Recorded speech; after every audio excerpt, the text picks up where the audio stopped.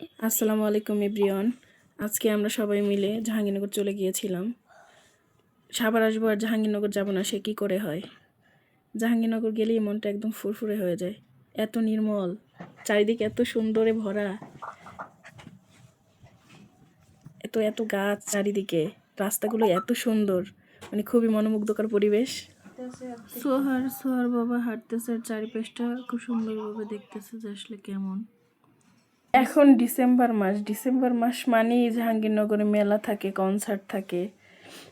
আপনারা সবাই আপনারা যাবেন, যে যে যেতে চান। এখন ডিসেম্বরের প্রায় শেষের দিকে এ সময় অনেক অনেক কনসার্ট হয়। জাহাঙ্গীরনগরে শীতের সময় অনেক অনেক অতিথি পাখি আসে, বিভিন্ন ধরনের। অতিথি পাখিগুলো দেখতে ভালোই লাগে। প্রজাপতি মেলা বসে শীতের সময়। আমরা ঠিক দুপুরবেলা জাহাঙ্গীরনগর চলে গিয়েছিলাম ভর্তা ভাত খাওয়ার উদ্দেশ্যে। ভর্তা ভাত খেয়েছি, বাট ক্লিপটি আর নেওয়া হয় নাই। ভর্তা ভাত খাওয়ার পরে আমরা সেখানকার শীতের পিঠাগুলো ট্রাই করে দেখলাম যে আসলে কেমন লাগে। স্বাদ ভালোই ছিল। পাটিসাপটা খেয়েছিলাম, চিতই ভর্তা, এগুলো। শীতের সময় জাহাঙ্গীরনগরের ক্যাম্পাসের এই রাস্তাগুলোতে হাঁটতে বেশ ভালোই লাগে। এরপর আমরা এই মিক্সড আচারগুলো খেয়েছি। মিক্সড আচারগুলো এত এত সুস্বাদু ছিল, আসলে এগুলো না খেলে কেউ এটা স্বাদ বুঝতে পারবেন না। আপনারা যারাই আসবেন এই আচারটা অবশ্যই ট্রাই করে দেখবেন যে আসলে কেমন লাগে খেতে।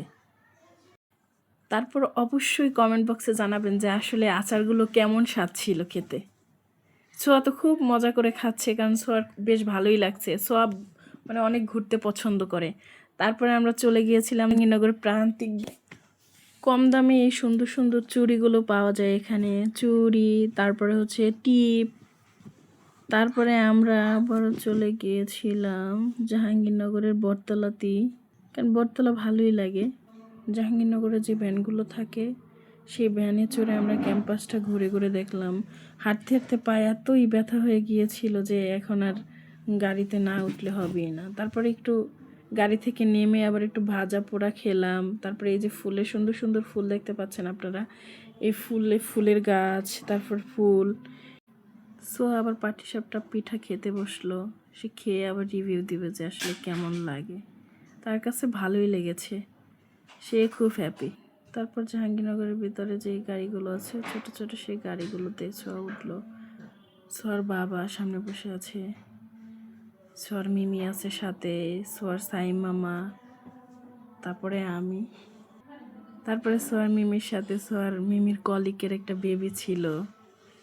বেবিটা খুবই ভালো, খুবই মিশুক প্রকৃতির, আমাদের সাথে খুব অল্প সময় মিশে গিয়েছিল।